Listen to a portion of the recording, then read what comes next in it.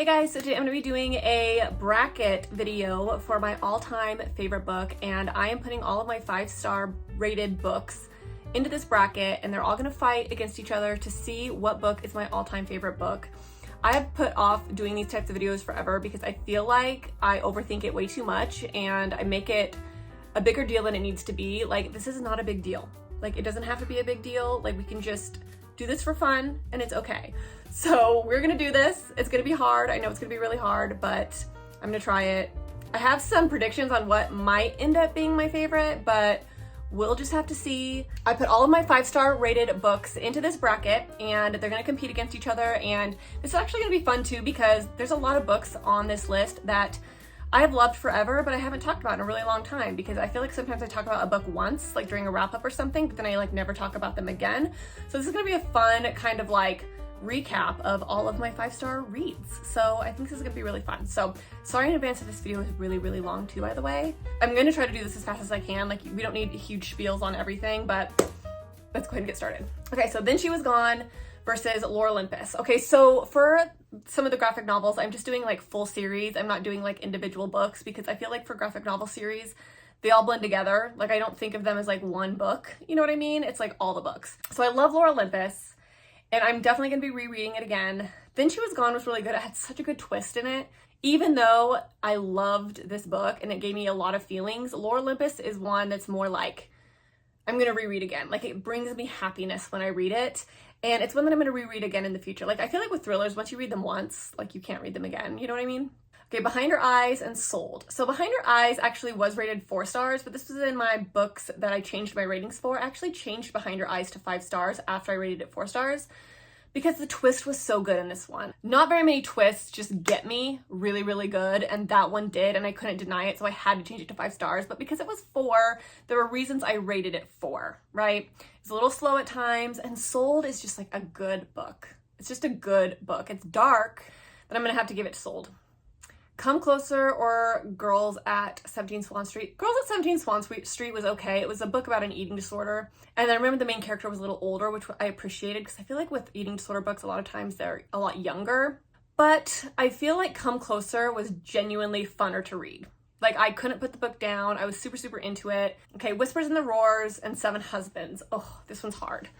So Seven Husbands obviously wins this round, but I loved Whispers in the Roars. Like, I feel like Whispers in the Roars was one of those books where I wanted to read it all day long. Like, when I wasn't reading it, I was thinking about reading it, and that rarely happens to me in books. As far as like plot goes and like messaging and all that kind of thing, Seven Husbands obviously wins. Okay, Dowry of Blood and Brain on Fire. So I just finished Dowry of Blood and I loved it. Brain on Fire is one of my favorite books. It's a great like memoir book, but Dowry of Blood hands down takes the cake. Everything about that book is fantastic.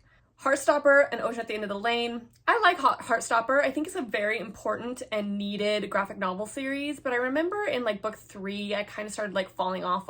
And Ocean at the End of the Lane is just one of my favorite books. It's so cozy. It's kind of creepy. It kind of reminds me of Coraline a little bit, which makes sense because it's Neil Gaiman.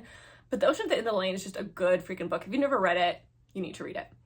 Okay, Once Upon a Broken Heart and The Winter's Curse. So The Winter's Curse I loved. I really did love that book. There's definitely problematic aspects to that book, and I wish that she would have gone about writing these books just a little bit differently, and I think it would have been really easy to do. She just kind of took it and like, she just did things in it that were questionable, and I get why people don't like this book, but the reason I like that series is because I read those books back to back. Like, I don't do that very often, and with the Winter's Curse trilogy, I did it, but Once Upon a Broken Heart, I gave that book 5 stars as well. But okay, here's the thing.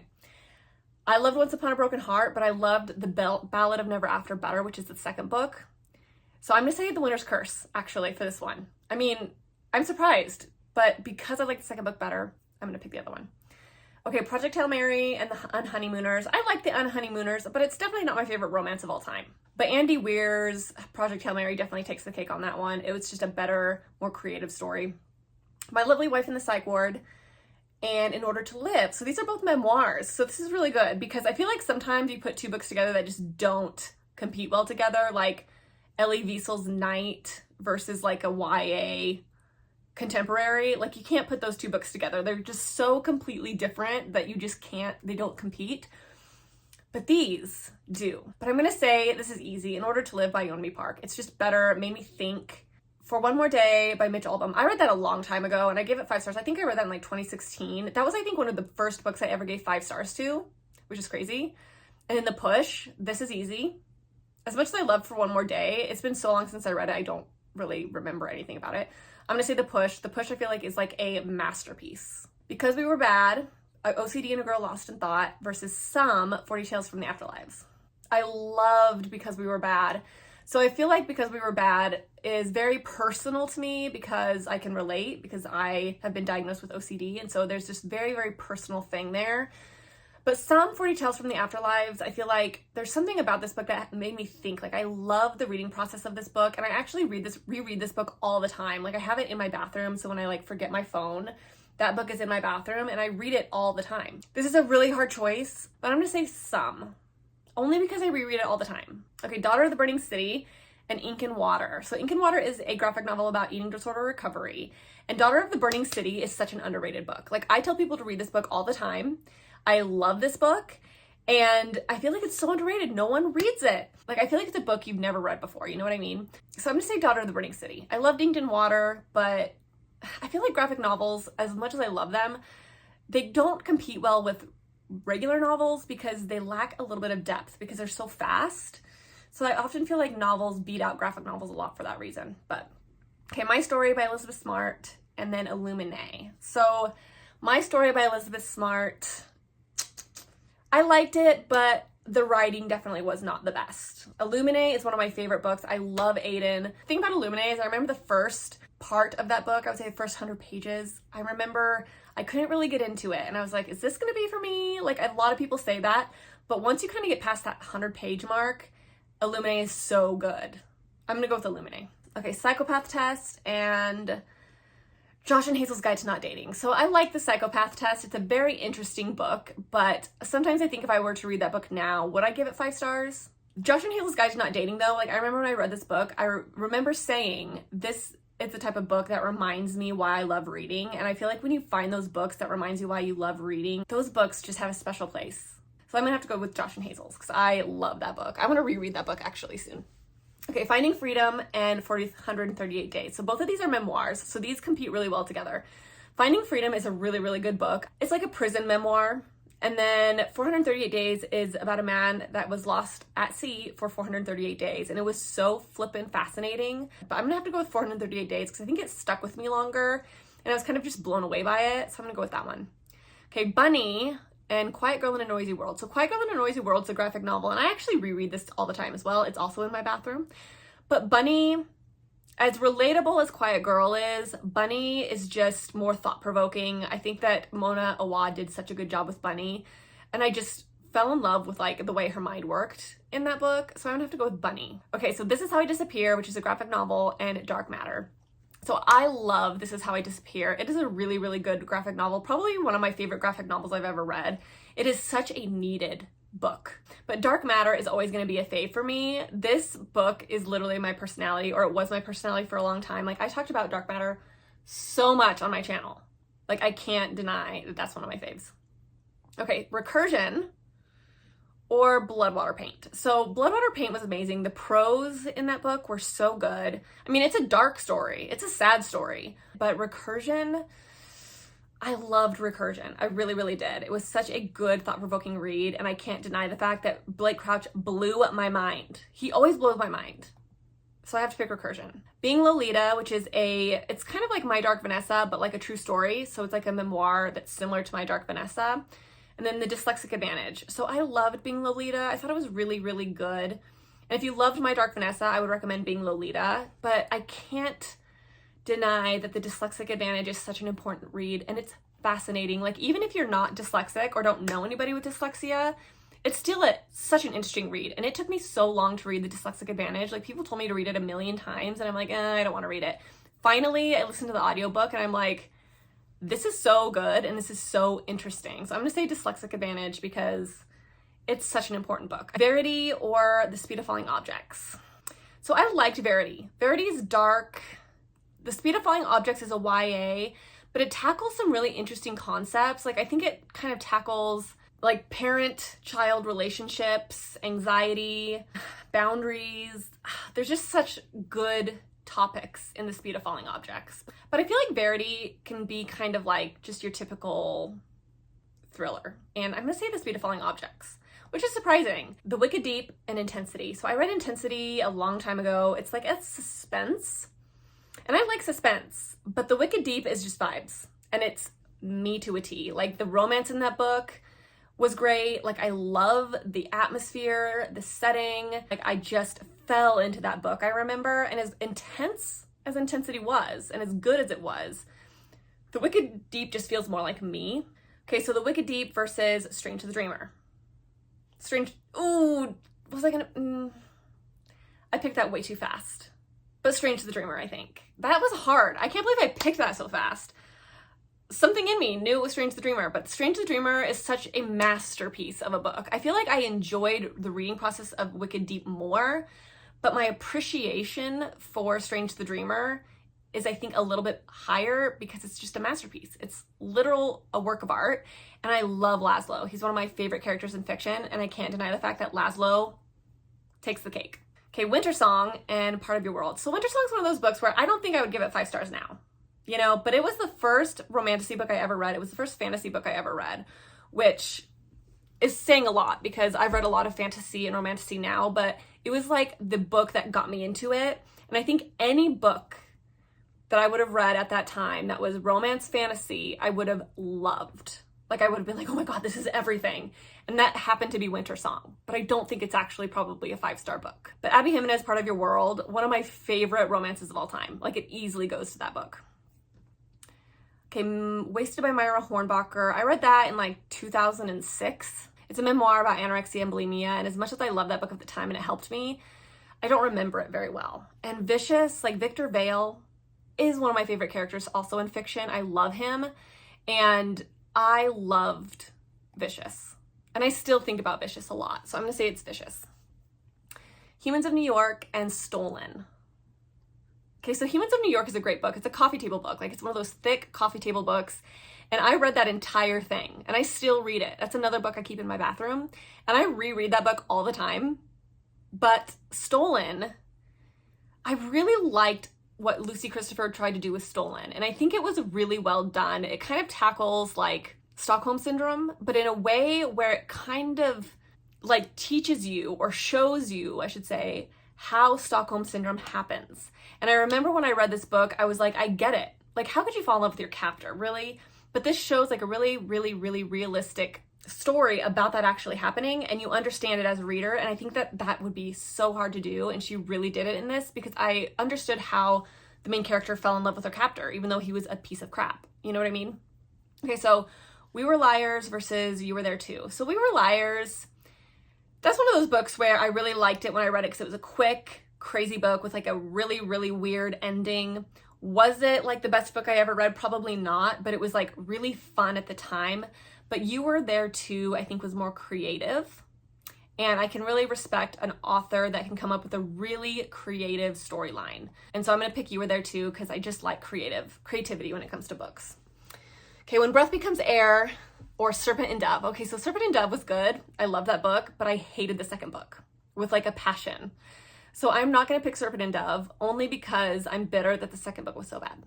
And plus, this doesn't even compete with When Breath Becomes Air because that is such a good book. If you haven't read that book, you need to read it. Okay, so The Pisces and Archer's Voice. So you guys know how I feel about The Pisces. I really like it, and I think I just read it at a really, really good time in my life where it was kind of like, it related itself to my like hyperfixation at the moment. So it was like this perfect like scenario for me to read that book, but it's definitely not Archer's Voice. Like, Archer's Voice is like top tier. That's like my favorite romance of all time. The Outsiders and The Silent Patient. The Outsiders I loved. That is such an endearing little story, and I freaking love the characters. I want to reread The Outsiders because it is such a good book. The Silent Patient, I liked it, but like, I kind of like, it's a little forgettable for some reason. Like, I liked the twist and everything, but like, when I think about The Silent Patient, I'm not like endeared to it. Or there's nothing about it that's going like, oh my God, I remember that reading experience, like, at all. Like, I almost feel like it doesn't even need 5 stars. Like, I could probably move The Silent Patient down to 4 if I'm being honest. So I'm gonna give it to The Outsiders. Window Shopping and No Exit. So I liked Window Shopping, but I feel like, because I like a golden retriever love interest, and Window Shopping I remember made me really happy when I read it. But it's just your typical romance. Like, I wouldn't say there's anything about it that really sticks out to me a lot. So I'm gonna go with No Exit. No Exit was a super good, like, suspense thriller, and it was really, really good. Eliza and Her Monsters and Every Last Word. So these are like two of my favorite YA contemporaries. So Every Last Word is one of my favorite books of all time because it was written for me. Like, I needed this book when I was younger. And Eliza and Her Monsters is a fantastic book as well. In fact, I want to read both of these books again. But because Every Last Word has a more of a personal thing for me, I'm going to pick that one. Okay, Between Wrath and Mercy and Starfish. So Between Wrath and Mercy, I loved. It definitely has a Court of Thorns and Roses vibes, and I loved the first book, but I hated the second book. This is like a serpent and dove situation where I'm bitter because the second book sucked. I think I'm gonna pick Starfish instead, which is like a story about a girl who kind of distances herself from her narcissistic mother. It's really good. I highly recommend it. For a YA, it's a really good book. So Lore Olympus and Sold. So these are completely different. Sold is such a hard-hitting, just dark book. And Lore Olympus just makes me happy. Oh, man, I don't know, because both of these books make me feel different things. You know what I mean? Objectively, Sold is better. I'm gonna say Sold. I have no idea if that was the right answer or not. Like, those are very different books. Come Closer or The Seven Husbands of Evelyn Hugo. Seven Husbands. I mean, I loved Come Closer. It was a page turner for me. Like, I wanted to read that book all day long. Like, I did not want to put that book down. But Seven Husbands, just, it was a creative book. I really liked the way that she was able to tell this story to really make you think. And this book, I remember when I finished it, I was like, wow. Like, I love that book. A Diary of Blood and The Ocean at the End of the Lane. These are both so good because they're both dark. Like, this is another really good pairing because there's a lot of similarities here. And The Ocean at the End of the Lane, there's something about that book that I loved, but The Diary of Blood has better prose. I was a bit more into A Diary of Blood. Like, I feel like I was trying to read A Diary of Blood slowly because I was just wanting to, like, take it all in and I didn't want it to be over. But I'm gonna say A Diary of Blood is probably more of a favorite, I think. Okay, The Winter's Curse and Project Hail Mary. Okay, I'm gonna say Project Hail Mary. The Winter's Curse was really good, but Project Hail Mary impressed me more, I think. I just like what he did with it. Okay, In Order to Live and The Push. So as much as I love In Order to Live, I remember the beginning of that book was a little boring, which I find a lot of memoirs to be. They kind of go into things that you don't really care about that much. And The Push, to me, is one of the best books ever. It's such a well-written book. The way that she was able to intertwine so many important topics and interesting topics was so well done. Even though In Order to Live was one book that made me think so much and it was just so impactful to me. And like, yes, nonfiction is great, but there's something about the creativity of fiction that impresses me. And I think that that's why fiction always tends to beat out nonfiction a lot of times. Okay, Some and Daughter of the Burning City. So I love Daughter of the Burning City, but Some, I think, made me think more. It stuck with me longer. It was smart. It was creative. And I still read it to this day. So Some. Illuminae and Josh and Hazel. So as much as I love Josh and Hazel and as much as it made me happy, Illuminae was a bit more impressive. It was a bit more, I felt more emotions during Illuminae. Definitely teared up during Illuminae. And I just think it's an impressive little series, and I love Aiden. Still one of my favorite characters, so Illuminate it is. 438 Days and Bunny. I'm gonna go Bunny.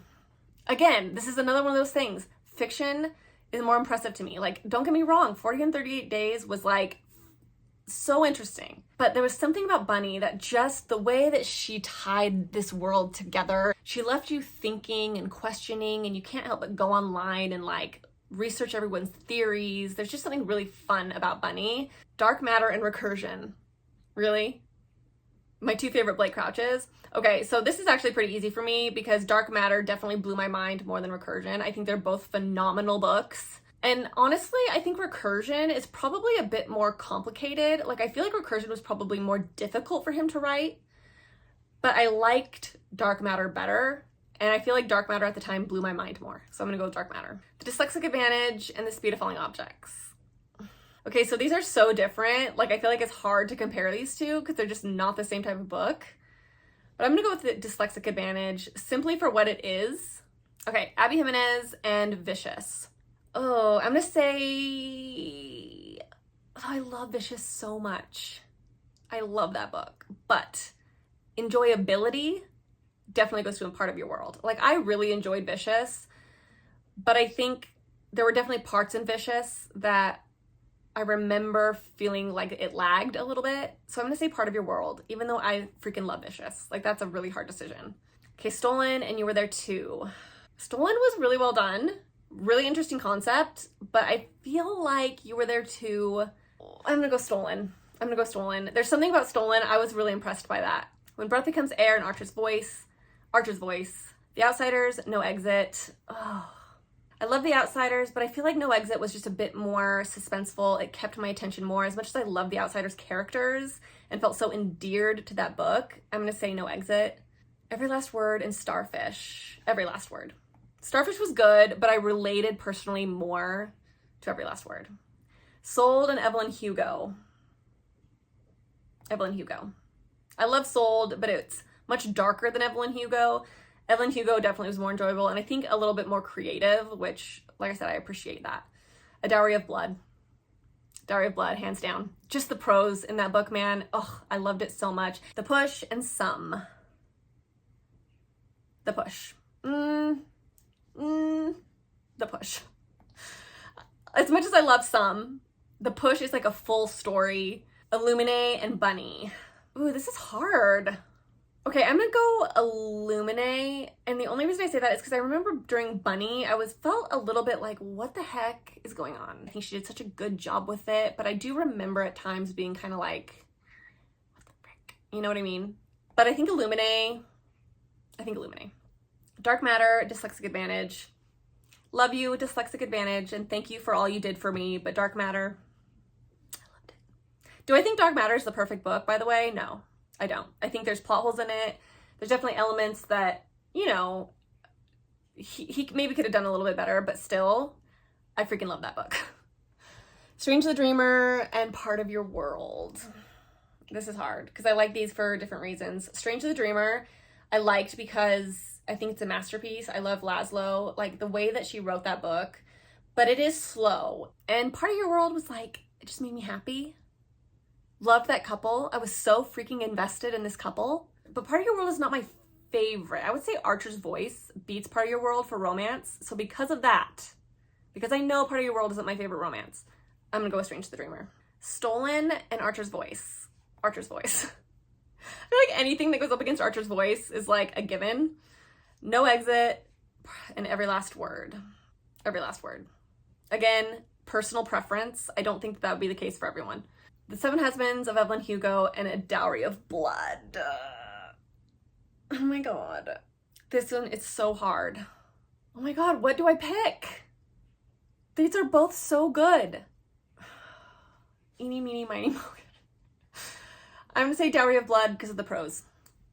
Is that the right decision? I have no idea. Those are like equal in my eyes. Okay, The Push or Illuminae? The Push. Dark Matter, Strange the Dreamer. Dark Matter. Well, I love Laszlo, but Dark Matter, what that book did to me when I read it, Dark Matter. That was one of those books that changed my reading life. You know what I mean? Like those big pinnacle books for you. Dark Matter was a pinnacle book for me. Every Last Word, yes, it was written for me. Yes, it is a big personal thing for me, but Archer's Voice just makes me happy. A Dowry of Blood and The Push.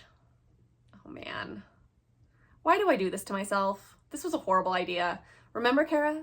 It's not that deep. It's not that deep. Oh! So obviously The Dowry of Blood is objectively better prose, without a doubt. The Push, I just feel like what she did with that book was so good. This is so hard. I'm gonna go The Push. I feel like The Push might be a little bit more, I don't know. I'm not even gonna try to explain that decision. Okay, Archer's Voice and Dark Matter. Archer's Voice. And that's really difficult because literally Dark Matter was like a core personality trait for a time there. Okay, The Push and Archer's Voice.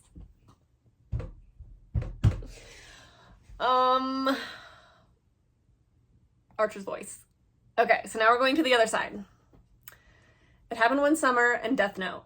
It Happened One Summer. Death Note was good, but I finished after the second book and I just never continued with it. So Consider, which was a really fun YA sci-fi, or A Court of Silver Flames. I'm gonna say A Court of Silver Flames. Fangs or After Dark.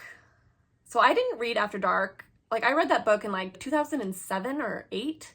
So it's been a long time since I read that book, but I really liked it at the time. But I think if I were to reread a book right this very second, I would read Fangs. So A Beautiful Foolish Endeavor, that's supposed to be an absolutely remarkable thing. I just picked the wrong cover for whatever reason. I think it was an accident, but just pretend that that's an absolutely remarkable thing. It doesn't matter anyways, because A Court of Mist and Fury wins. A Court of Mist and Fury is such a huge book in my reading life. Like, I'm obsessed with it. I'm Glad My Mom Died and Good Morning Monster. Okay, so these are both very similar books, both psychology, memoirs, hardships, trauma thing, but I'm gonna go with I'm Glad My Mom Died because I think it was just a bit funnier, a little bit more lighthearted. Jeanette McCurdy's writing was just so good in it. Okay, so The Gracier and The Last Word. So I loved The Gracier, but I actually gave it 4 stars first, and then I moved it up to 5 stars because The Gracier is one of those books where it's better the second time around. You know what I mean? Like, while I was reading it, I was kind of like, is this like a 5 star? Is this like a 4 star? I don't really know. And then after I finished it and I had the whole story in my head, I was like, oh, that's a 5 star. But like, I'm gonna like it more the second time I read it, if that makes sense. But the thing about The Gracier is it has stuck with me for years, and you never know what books are gonna do that. Like, they just kind of do it. And The Last Word was very suspenseful. I'm gonna say Gracier, only because it has stuck with me and I've thought about it a lot. Okay, so Elie Wiesel's Night and A Fire Story. A Fire Story is like a memoir about somebody whose house got burnt down in like a forest fire, and it was really good. But nothing beats Elie Wiesel's Night. The Castle Standing Still and Sheets. So The Castle Standing Still was a really good book, and I think it covers a lot of really, really interesting things, and I just really, really liked the character and what she overcame and the realizations that she came to in this book. I thought it was really, really interesting and really well done. But Sheets is just really cute. But Sheets does lack depth, I'm not gonna lie. Like, it's not very deep, it's just cute, right? So The Castle Standing Still definitely has like more depth to it, which I appreciate. It Happened One Summer and A Court of Silver Flames. So Nesta, not my fave. I loved her arc in A Court of Silver Flames though. I thought Sarah J. Maas did such a good job with her character. And I love Cassian. But It Happened One Summer is one of my favorite romances ever. That was hard. Okay, A Court of Mist and Fury or Fangs? A Court of Mist and Fury. Fangs was great, but it doesn't beat A Court of Mist and Fury. I'm Glad My Mom Died or The Gracier. Glad My Mom Died. Why am I even like hesitating? The Castle Standing Still or Elie Wiesel's Night. The Castle Standing Still is great, but I mean, Night is just such a classic. Oh my God. It's just, it's the pinnacle. It's the pinnacle of my reading life. A Court of Mist and Fury was like the book that literally changed me, right? Like, everyone has that series, right? Whether it's Harry Potter, whether it's Twilight, whether it's Percy Jackson, A Court of Thorns and Roses, that changes their reading life or their life in general. Like, that is my series. And that book right there is what did it for me. A Court of Mist and Fury. Love it. Okay, so we all know Elie Wiesel's Night is like just a good book. Like, you can't really compare this book, I feel like, to anything because it's just in like this weird category on its own, right? Like, obviously Night is good. Obviously. It's just objectively good and interesting and important and powerful and blah, blah, blah. But I'm going to pick I'm Glad My Mom Died because I feel like Elie Wiesel's Night is just obvious. Not in like a personal way for me, right? I'm Glad My Mom Died just has this thing where I just loved her writing style and everything, and I just feel like Elie Wiesel's Night is just an obvious thing, right? It's just good. A Court of Mist and Fury. Again, the creativity will do it for me. Oh no. The Ballad of Never After. This book is one of my favorite books. This book is the only book that's ever made me cry. full tears. The creativity of this book, the like characters. I'm gonna say A Court of Mist and Fury, probably, only because it made a bigger impact overall on my reading life, but it makes me wonder if I would have read A Ballad of Never After first, if that would be my favorite, right? Like, isn't that interesting how the order in which you read books will determine what your favorite book is? Because I do feel like if I would have read The Ballad of Never After before A Court of Thorns or A Court of Mist and Fury, that could have been my pinnacle book. That could have been the book that was like, boom, like that changed everything for me, right? But I just didn't read it first. A Court of Mist and Fury, because that's where we met Cassian. Oh, you guys. Oh. I feel like picking A Court of Mist and Fury is so cliche, because this is the winning spot. This is the winning spot.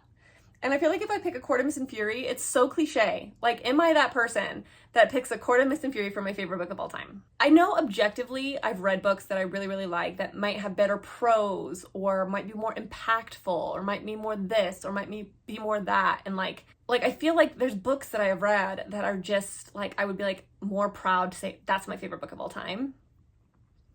But like A Court of Mist and Fury just like was that book for me, man, where my reading life changed. Archer's Voice is like my favorite romance ever, and I will always love that book. But A Court of Mist and Fury is literally where my reading life changed. It was like that pinnacle moment, I think, in my reading life. When did I read that? In like 2017, 2018, 17? I don't remember. But I'm picking it. It's A Court of Mist and Fury. Okay, you guys, that is it for this video. I'm the most cliche person that ever lived, the most cliche booktuber that ever lived. I'm boring, and A Court of Mist and Fury is my favorite book of all time, apparently. You know? And I did think that that was a possibility. I thought it was going to be between that one, The Push, A Dowry of Blood, or Archer's Voice. So I think that, like, a lot of those books were up there, but to know that I'm like the person that would pick A Court of Thorns or A Court of Mist and Fury for my favorite of all time, I'm just like, girl. Like, there's nothing wrong with having that be my favorite book. Like, I don't care. Like, it's a great book, but I just hate that I'm that cliche. Ugh, but I just love it. It's such a good book. It really, truly is. I just can't help it. So that is it, you guys. Hopefully you enjoyed this video. It was really fun. And I just like the fact that I got to talk about books that I haven't talked about in a long time. Like, that's, I think, why I wanted to do this video more than anything. It's because it was fun to kind of reminisce on old faves. So hopefully this was fun. And I'm sorry it's 45 minutes long. Anyways, thank you guys so much for watching, and I will see you in my next video. Bye. So I was just reflecting a little bit on the video that I just made, and I'm thinking about favorite books and how they become your favorite books, and kind of my thoughts on this, because I think this is actually a really interesting concept. Because I was like, A Court of Mist and Fury, really? That's the book that beat out every other book. And I'm like, and I was talking about how The Ballad of Never After, I was like, well, if I would have read that book before I read A Court of Mist and Fury, would A Ballad of Never After been my like pinnacle book? It could have been. Maybe the reason why A Court of Mist and Fury is my favorite book is because of when I read it. Or maybe it's because, you know, I read it at the perfect time in my life. Or I wonder if, like, you know, the format you read it in. Like, I read The Push via audio, and then I was thinking, what if I would have read The Push, like, physically? Would I have liked it as much? You know, did I like it so much because it was audio? I think there's so much interesting, like, elements that go into why maybe you really like a book as much as you do, and you just, it's when you read it, how you read it. But like, if you read it at a different time, you wouldn't have liked it as much, or if you would have read it in a different format, you wouldn't have liked it as much, or if you read a book before a book or after a book, or if the order was different, or even like, I was thinking about how a lot of those books on that list probably didn't even deserve to be on that list. Like, if I would have read some of those older books now, they probably wouldn't have gotten 5 stars. But if I would have read some of my 4-star books that I rated 4 stars now, back then, they probably would have gotten 5 stars. So like, they would have been on the list if I would have read them a long time ago, but they weren't because I rated books easier back then. Does that make sense? But like, So I think it's just really, really interesting how like this video could have been completely different based on so many different reasons.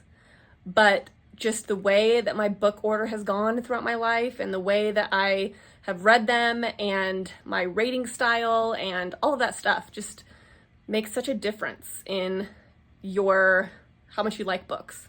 So I'm curious what you think your favorite book of all time would end up being, whether you like it or not. Like, I always wanted to be one of those people that had like a favorite book, and I don't think I have a favorite book. Like, yeah, A Court of Mist and Fury came up as my favorite, but I don't think it's my favorite. Like, I think I have like 5 favorites, just depending on what we're talking about. You know, like if a guy was to come up to me and say, what's your favorite book? Like for him, I might say Dark Matter, because I feel like he would like Dark Matter better. Or like, if we're talking about prose, I would probably say A Dowry of Blood. Or if we're talking about like creativity, I might say, you know, The Ballad of Never After or The Push or something. Like, I think it's so, like, it varies so much. Or like a book that you think is just magnificently written, I would say Strange the Dreamer.